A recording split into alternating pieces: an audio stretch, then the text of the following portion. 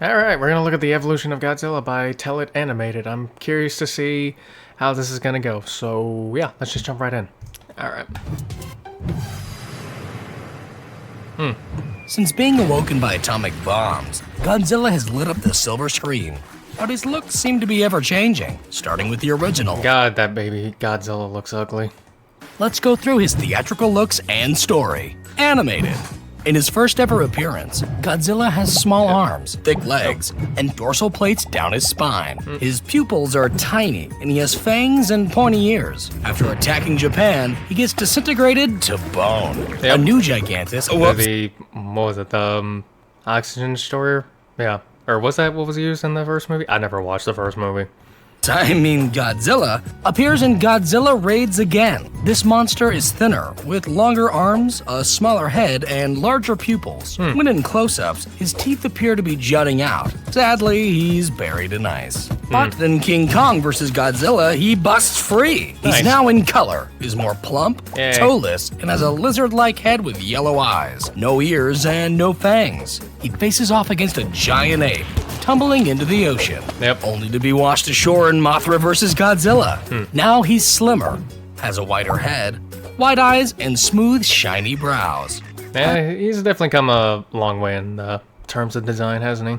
As his rampage continues, he gets covered in silk and again drops into the sea. But in Ghidorah, the three-headed monster, he's back. Now with a slimmer face and longer tongue. From this film on in the original series, Godzilla now defends humanity from more evil monsters. In Invasion of Astro Monster, Godzilla is thinner, his dorsal plates have more definition, his claws are dull, and his head is rounder. He shows off his new dance moves before briefly being put under alien mind control. I'm pretty sure this was in the Showa era, I think, because that was...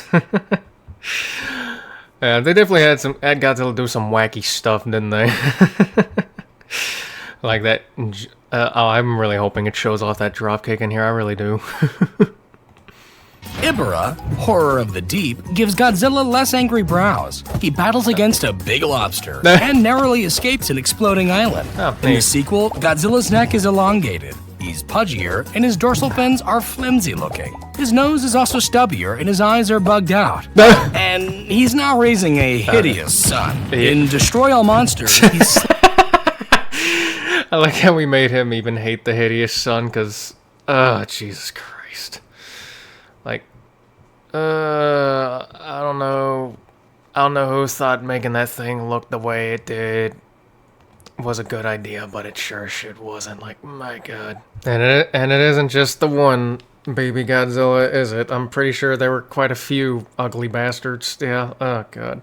Alright, let's get back in. Slimmer, while his face appears more like it did in Astro Monster. Nice. Put under alien mind control again. But once free of their control, he turns on them. For the next three sequels, his look remains consistent. In the first, he helps his son face off against a bully.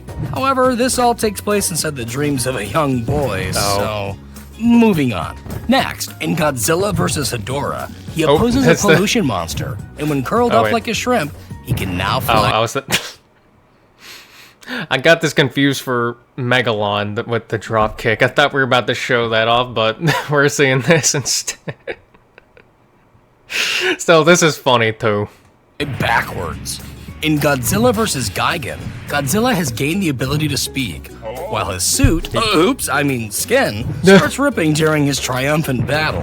He appears slimmer in Godzilla vs. Megalon, with a shorter neck, soft bright dorsal fins, and a round pig-nosed face. He boasts a long-distance dropkick. Yes! It's mostly about a size-changing robot, so let's keep going. In the next two films, Godzilla has an angrier expression and more detailed muzzle. He uses a magnetic upgrade to protect an ancient god from Mechagodzilla. And in the sequel, faces him once more. But this timeline's Godzilla is sent to retirement. And 9 years later, a reboot Godzilla appears. This one's taller, has larger dorsal fins, a fourth toe, and his fangs and ears make a return. Although his reign is short-lived as he trips into a volcano, only to explode out in the sequel. He has a smaller head, a more muscular build, larger outer fins, and a cat-like face with a secondary row of teeth. He takes on a giant plant monster who gets turned into glitter. In Godzilla vs. King Ghidorah, his original form, the Godzillasaurus, is taken out of the 1940s and exposed to modern-day radiation, turning him into a taller, muscular, and angrier-looking Godzilla. Okay. He fights Mecha King Ghidorah, and then I gets forgot that dumped was a into the thing. ocean. In Godzilla vs. Mothra, he's thinner, his dorsal plates are rearranged, and his neck is more ribbed. His head is flatter, and he has golden eyes. He battles against Mothra and Batra, and once again is plunged into the ocean and locked in by Mothra's magical powers. But somehow, in Godzilla vs. Mechagodzilla 2, he's back. Yay. He has slimmed down Again. shoulders and slimmer legs. He always- He's also raising a blue-toned... He really did. Well, no, he. You know what? Now that I think about it, Springtrap took a note out of Godzilla, huh? I always come back. Yeah, Godzilla's been coming back. Where you been? Baby Godzilla. This time he's defeated when his butt brain is destroyed, but he's easily revitalized just moments later. Yay. Godzilla vs. Space Godzilla features the bulkier original with less detailing in the neck and larger eyes, Godzilla Jr., who is taller and chubbier with a greener color scheme, and a large flying blue crystallized Space Godzilla, who gets obliterated. In this timeline's final film, Godzilla is glowing orange, and his son now looks more like a hunched version of his father. When the original Big G has a meltdown, his son absorbs the radiation and turns into the new Godzilla ready for action. But the series would be continually rebooted, dropping him altogether. The first American Godzilla appears as a large mutated iguana with blue dorsal spines and a hanging dewlap. I know a lot of people don't like this design, but I kind of like it, okay? I do. It's not the worst. I mean, it's not the best, but I still think it's pretty good, okay? It got better with the animated one, too, with the whole animated show. That show was actually really good, by the way. I want to watch it again. This Godzilla also has hundreds of tiny raptor-looking offspring.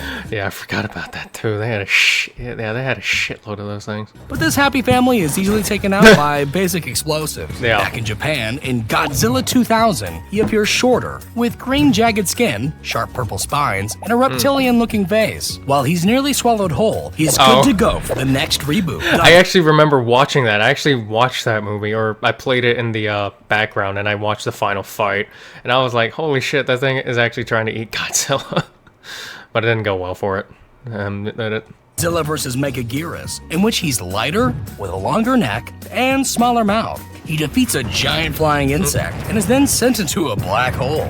In Giant Monsters All-Out Attack, Godzilla is formed by the ghosts of vengeful World War II victims. He has smooth charcoal-colored skin, white dorsal fins, and a hunched neck. His face is less lizard-like, with pure white eyes and no ears. But this Godzilla is mutilated by a drill missile, leaving only his beating heart behind.